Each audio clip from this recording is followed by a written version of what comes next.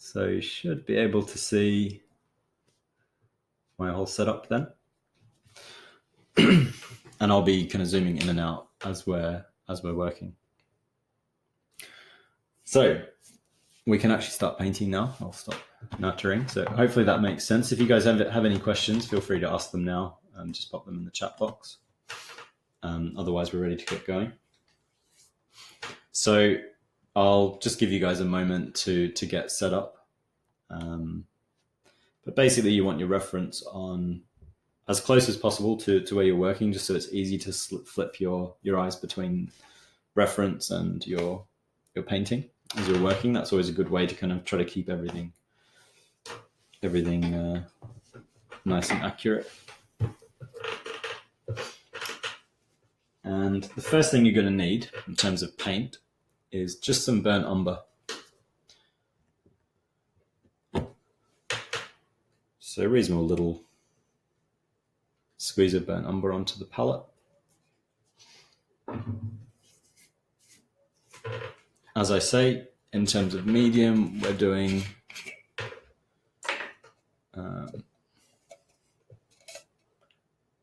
pure solvent.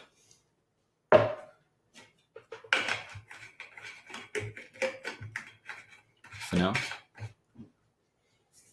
You can also, if you've got a pot for cleaning, I usually, when I'm painting, particularly at this stage, I just dip my brush into my medium cup to clean. But you can also use a dedicated cleaning pot. Usually I just have like a jam jar or something like that has some small amount of solvent in it that I keep screwed shut so it's not evaporating.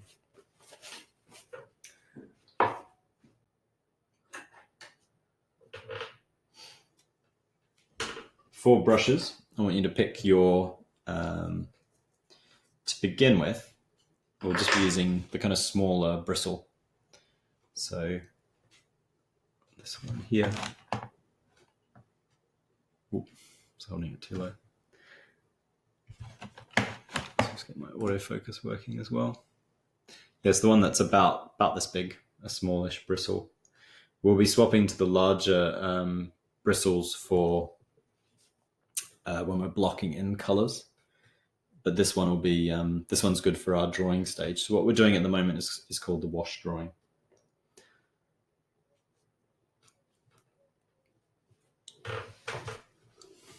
And the first thing that we need to do is figure out how large is our are the objects within the still life. So we're not going to be changing. So I've already cropped all these to be 12 by 16. If you're not using a 12 by 16 panel or canvas, you will need to adjust. But supposing that you are using exactly the same format of shaped rectangle for your painting as you are from your reference, then we're just going to be trying to copy the rough placement of the image onto our panel. In my case, it's obviously going to be enlarged. So you could theoretically print out a 12 by 16 reference, but you don't need to. You can enlarge it just by eye. And we want to start with just the basic sort of boundaries of the objects that we're painting. So in this case, the deer skulls are sort of upright rectangle, sort of long upright rectangle. And then sort of swirling around it is the branch and the ivy. I'm just going to lock my, let me have a look actually. Just want to lock my exposure because otherwise it gets a bit irritating. There we go. So yeah, we want to block in a sort of suggestion of this tapering rectangle for the skull, and then the flowers that swirl around it.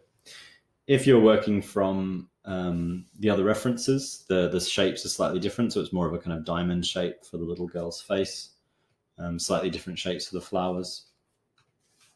The skull again is more like a little boxy rectangle, sort of sloping backwards with the flowers above it. But essentially, we're just going for an approximate sort of block in very general shape of the forms that we're painting. So you're going to take just a tiny bit of burnt umber, mix it with just a little bit of medium. So in terms of the sorts of brushstrokes you can make, they're going to be something like this roughly.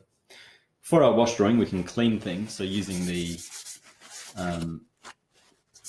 either your rag, or if you've got paper towel, you can wipe marks back like that.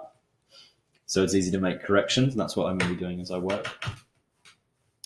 And then the first thing I want to do is figure out the good sort of starting point is the overall shape and placement of your largest object. So whether that's the girl's face, the deer skull, or the human skull.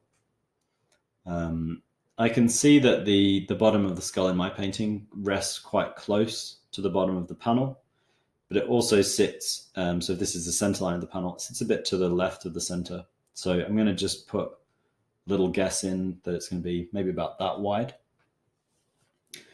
and about that much of a placement. The top of it, then, if we look at the halfway line across the image, it's maybe sort of, it's not quite a quarter of the way down. It's sort of below a quarter. So if that's half, that's a quarter,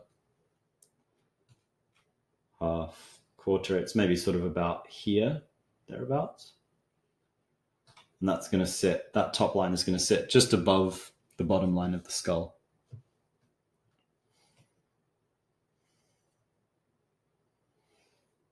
Then I want to think about where's the sort of the top ridges of the skull, the eye sockets.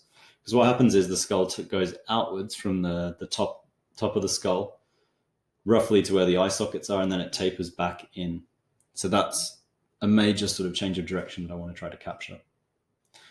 So how high up between these 2 points? We've got the very top of the skull, and yeah, it seems all right. So you've got the very top of the skull, bottom of the skull. How high up is it? And if this is about midway, so if midway was, say, about here, we can put a little note there, then they're probably about here-ish, something like that. So any marks you make that you want to get rid of, you can just erase. So they're going to be sort of maybe about that level. And the center line of it is going to run sort of roughly like that.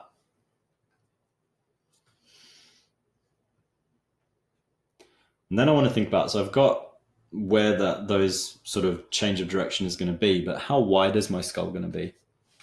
I'm going to guess the skull width just by looking overall. If that's the height and I made it quite narrow, so I made it as narrow as it looks there, it would be a bit too skinny as a skull. If I was to go all the way out here, it would be a bit too wide. It would be sort of too chunky. So it's going to be somewhere sort of between that point to there, and we're going to try to capture that. But I also want to make sure I've still got enough space on this left-hand side. So my inclination is actually that if I went too far out on the left, so too far out on the left here, it's going to encroach too much into this space here. So I want to make sure that I have a sufficient width between the edge of the panel to that side of the skull. And that might mean just shifting the center line of my skull across a bit. So if I said my skull is that wide, which seems about right. And it also seems right in terms of if we look at the sort of horizontal center line, if I was to draw a center line up, this side of the skull actually projects reasonably far out from that center line. So I've got a bit of scope there. So anything I'm not happy with or I want to correct, I just can take a bit of medium, wipe back.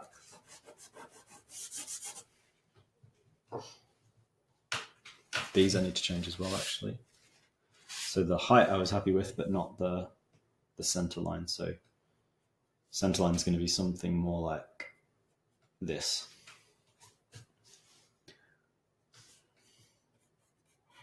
whenever you need, you can just pick up a little bit more burnt umber. So that's starting to be, I'm starting to be a bit happy with that placement of those very general measurements. So we're starting with the most general possible measurements. We're not going into detail at all yet. And the whole of this session, the whole of today is going to be focused on general block-ins, general shapes, general values, just to establish everything and create a nice platform to start our rendering next week.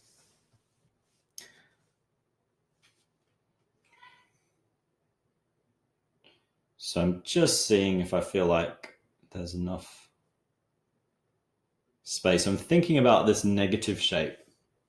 So we've got the white skull, and then we're going to have this sort of dark grayish shape to the left of it. And I can think about that as well as the shape of the skull, which is sort of a positive shape. And I feel like I can maybe do with just pulling this in slightly, just ever so slightly in a little bit. It's not drastically important. Still life is not quite like portraiture, where if you get something wrong like that, it's going to throw everything off and the likeness is going to be wrong and so on. There's a lot of, within reason, there's variation in terms of how wide a deer's skull can be, so you don't have to be too fussy when you're working on it. What's more important is that the forms... yeah, so I'll just go back over the sort of thought process for the placement. So I started with the overall height rather than the width of the skull. So I used a little bit of a mark. If you put a mark, sort of, it's useful to just have an idea of where, I can even draw this in, so where the center line roughly is of the image horizontally and vertically. Excuse my wobbly lines. So this then becomes, this is roughly the kind of center point of the image. These are the sort of horizontal center line, vertical center line. So if I imagine the same thing sort of hovering over my reference, I know that so starting with the height, I know that the bottom of the skull is pretty close to the bottom of the panel. So I sort of just made a guess at that. So I was like, well, it's going to sit about that far off the bottom. That seems about right to me. It can shift around a little bit as we're working, but it's just going to sit. Should sit about there, I think, seems about right. But we'll be working more detail back into it. So that was the bottom, and that was quite easy to mark in. And I could put a little center line as well, so where I think it's going to be going up. The center line of it, I kind of figured out, well, the center of my reference runs down sort of the center of the panel, and this center of the skull is where that little fragment sticks out. And so I then look for how far away is that little point there as it goes up from the center line of the panel, my panel. And that seems about the right distance away. All of this is kind of like a rough guess. So you sort of place it and then you make adjustments. So I did make a lot of adjustments. I started a lot narrower. I haven't actually changed this one too much. I've changed the position of it sideways. But pretty much everything else has altered a bit. So then I looked for the height. So if there's a center line that runs through the middle of the panel, in the middle of the reference, I tried to figure out how much higher is the top of the skull than that, and particularly where it falls between. If there was a center line that runs across the reference, halfway would be about here, and the skull sits, the top of the skull sits just below halfway. So that's my halfway mark. And so then I've just placed the top of the skull about there, so it drops a little bit under. So that gives me the height, basically, of the skull and the rough positioning of the skull down the center line. From there, I then looked for the width. I haven't actually put the height of that directional change in yet. I've just got the width of the skull. And the width of the skull is partly, I can just sort of look at, does this feel about right? That sort of rectangle, does that seem like the same shape rectangle? I can also use those center line marks. So Again, I know that if I have a center line that runs vertically up, then this edge of the skull is going to sit about that far away from the center. And again, if I had a center line that runs up here, this is probably about roughly halfway.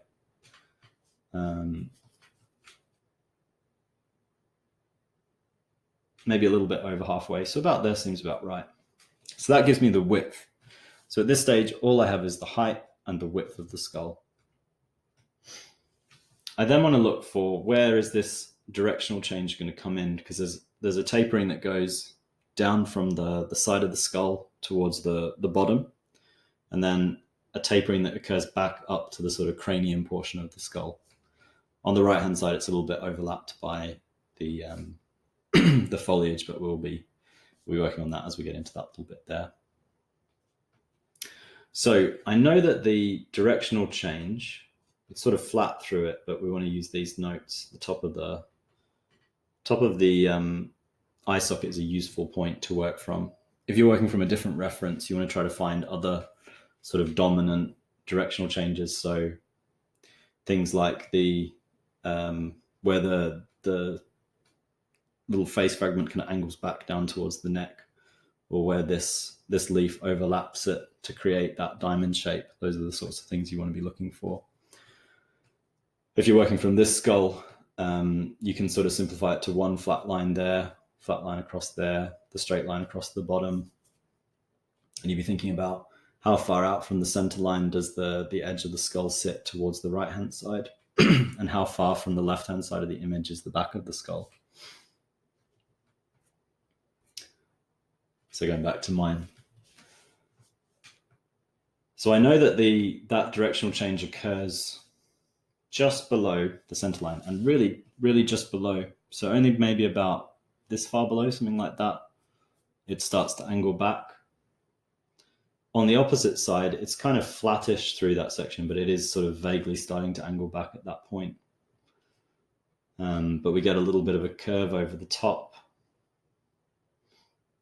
And then we can kind of angle it back in, something like that.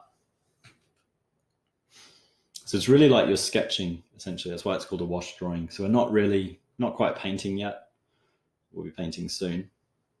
And then we've got the bottom of the skull has this kind of narrow section that angles back in. That travels up to about here. And then I want to look for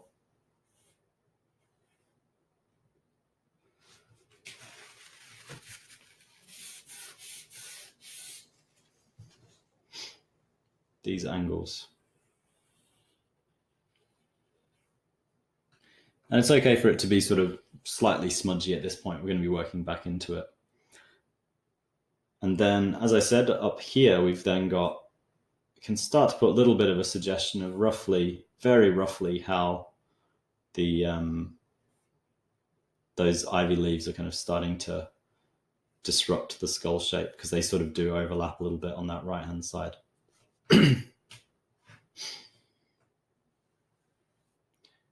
So I might actually I'm going to just smudge out slightly these lines.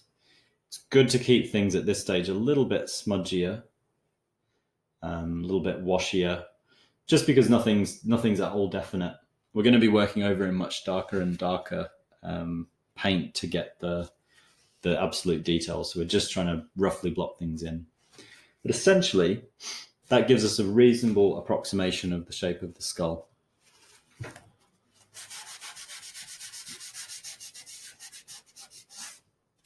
So I'm just going to clean up those center lines that I painted in.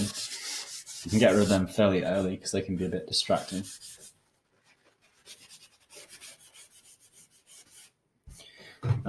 So what I want you to do is roughly get it up to about this point. Just as simple as this. You've got your skull shape, or if it's the face, you've got your face blocked in.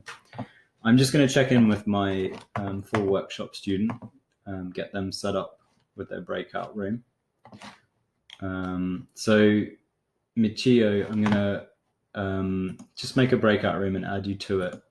So I'll just be a few minutes. And if you guys just keep working up to about this level. So just keep making corrections and get it as accurate as you possibly can. And I'll be back soon. So I'm back, guys. Hopefully you've got your sort of skull shape roughly blocked in at this point. So what I want you to do now is we're going to start blocking in a sort of approximate placement for the more intricate elements like the leaves or the flowers. You don't need to go for an absolute kind of like rendering of them just yet.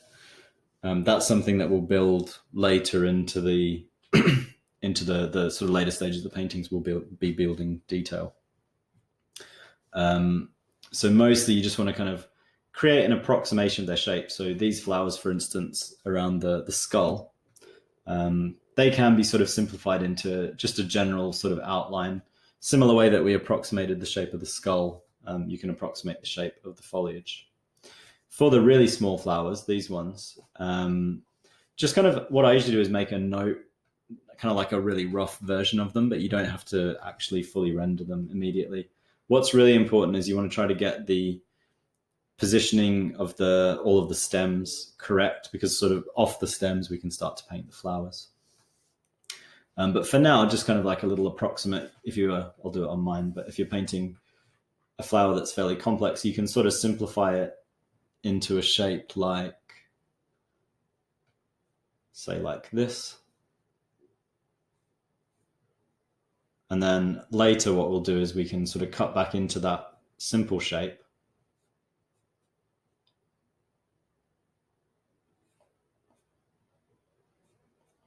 Something like that as an example. But that initial shape can just kind of like take all the major directional changes and just keep it really simple. Got the stem, something like that. So that's how we're going to be breaking things down. So we don't start with a complex shape, we just start with approximately sort of simple shapes so that they're easy to shift around the panel in this initial stage. So I go back to mine. So I'm going to do that with my ivy. And I'll start with, I know where the stem's coming out of the eye.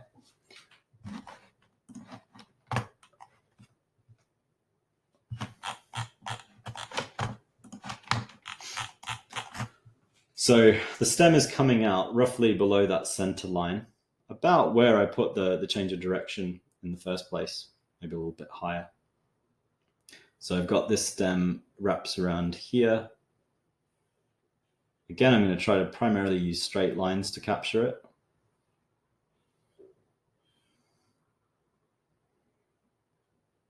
And it kind of angles back and sits just outside the skull edge there.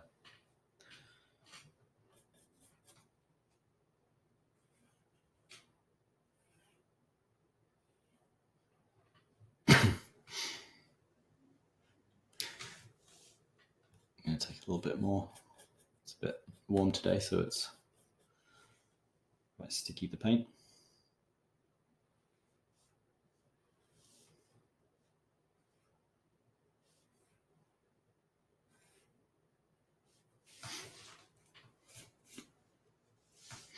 So you can see that's just a rough approximation of the shape of the ivy. So then above,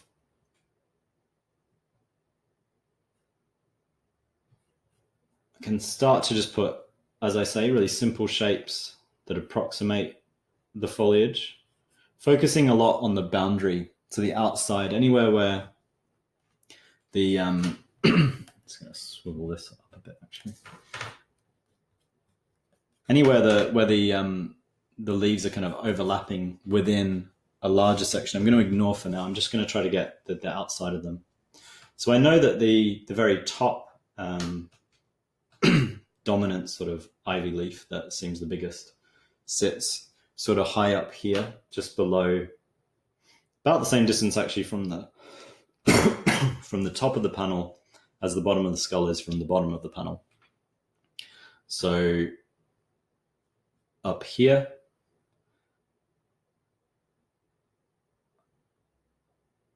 I've got that line that kind of drops down.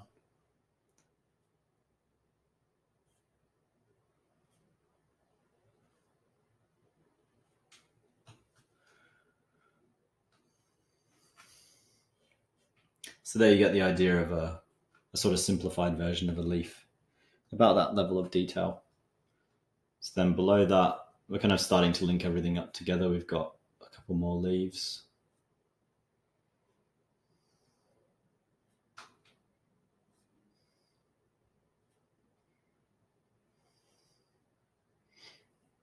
Back down to that leaf there.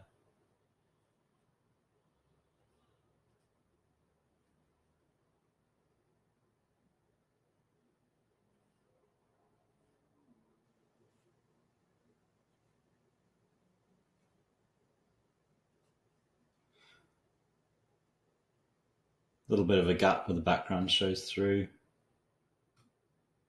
A little bit of a jutting out there of a leaf, a few leaves just behind the back of the skull.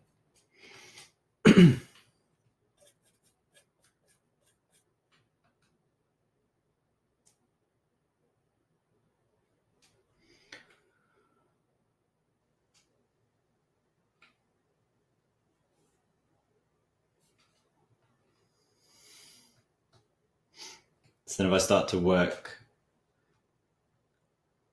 across from this side, do the same thing.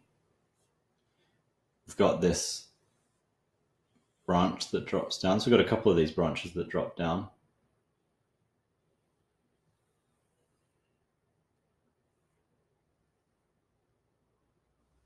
There you go. They get quite hidden in the background. We'll probably actually lose them a bit later, but we'll start them now. It's useful to have them because we have these places where the leaf overlaps. So where things start to interact a bit, they just sort of help you. Having one thing placed can help you place another thing. So you're not sort of sticking a leaf out in the middle of nowhere. You're using this other line that you know drops very specifically straight down from the top of the panel.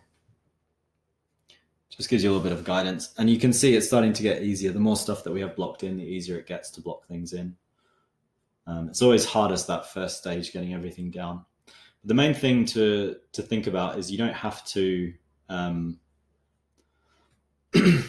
things don't have to remain the same. You can always make corrections. So when I'm working, things are often wrong. And what's more important is that you're able to try to spot what's wrong, first of all, and then kind of be able to figure out how you can change it so it looks right. That's the most crucial skill to develop as you're working.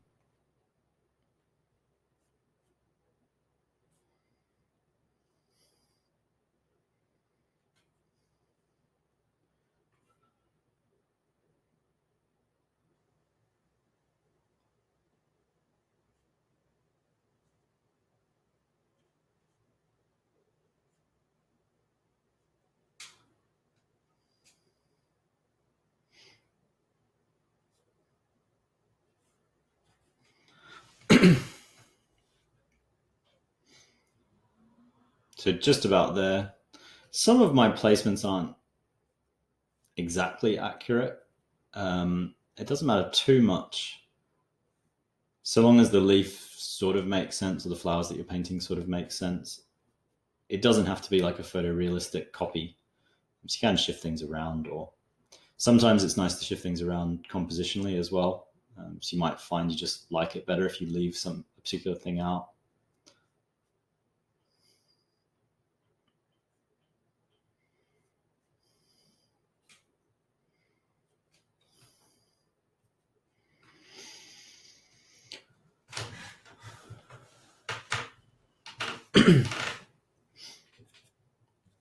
So that's not too bad as an initial block in of the leaves and the stems. And from there, probably actually the only one last thing I'll pop in is just this, where the skull cuts back in a bit. We see the background through it.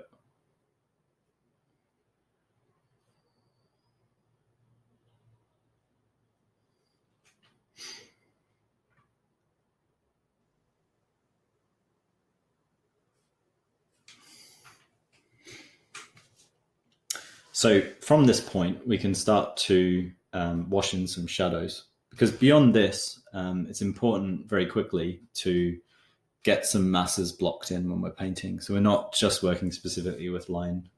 We start to work with value quite quickly. And when I talk about shadows, I mean any part of the object which is receiving direct light, that's the light. Any part of the object which is not receiving direct light, that's a shadow. So in this instance, the right-hand side of the skull here is in shadow. So the light's coming from the left-hand side, so it's casting a shadow on this right-hand side. The background, there's a shadow cast by the skull and the leaves all over the background. And then within the leaves, there's loads of little shadows. So what we want to do is start to block in approximate placements of all these shadow shapes. And then over the top of that, we're going to do a more rendered wash drawing. But our shadow placements, we're going to keep simple. So like this one here, up here, for instance, can just stay a little shape like that for the time being.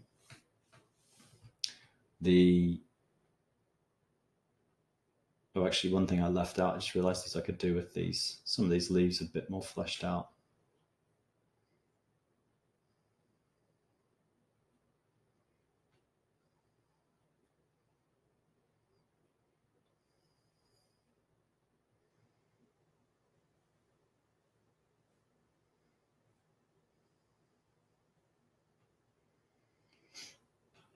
So with those leaves fleshed out, I can then have a look for just washing in the shadows that they cast over the background.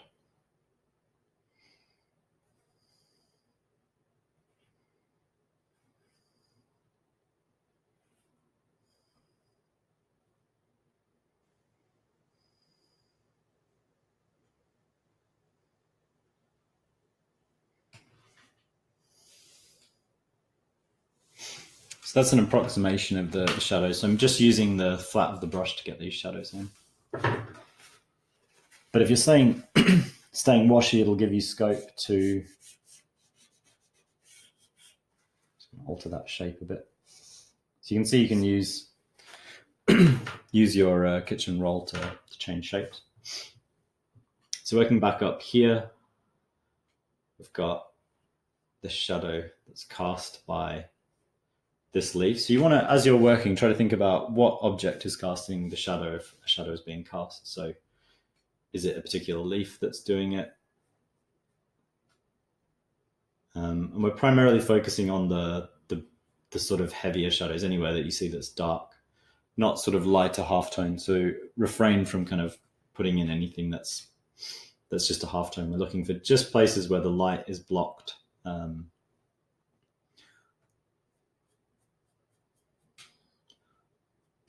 Light is blocked from directly hitting the object. So some of the leaves are turned away. So this leaf, for instance, is quite definitely turned away from the light source. So it's in shadow.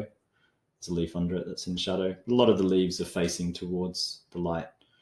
There is a little bit of overlapping where here the leaf, this leaf is casting a shadow on another leaf. You get little bits of that. But again, we're just kind of keeping things fairly simple at this stage. We're not going in for intricacies.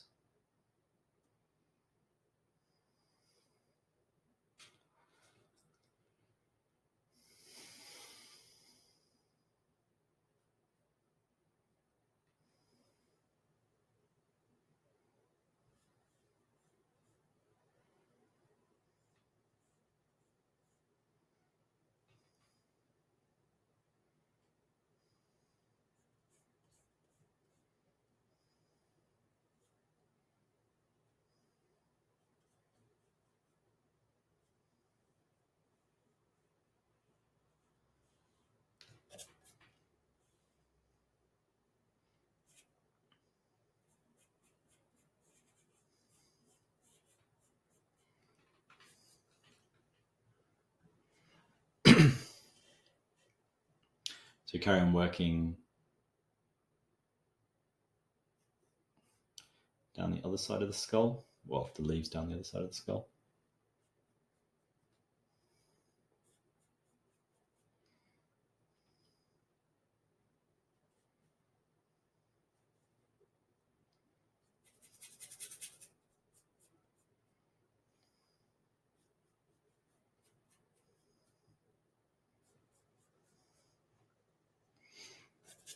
So you can see it's staying fairly loose.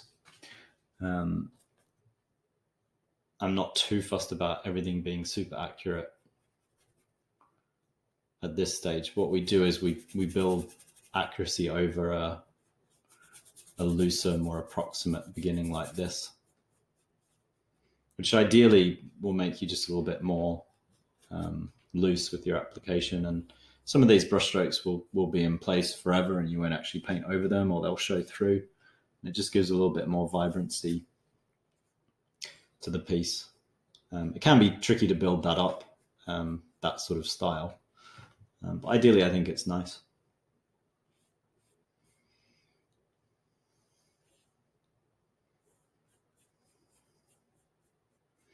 I think the important thing is to remember you can always change stuff. So I think where people get quite inhibited with oil paint is they think of it as, I don't know, more permanent or more serious or something like that. But it's actually a pretty forgiving medium, oil paint, in my opinion. You can always paint over stuff. At this sort of stage, you can always wipe things so nothing stays sort of absolute or definite.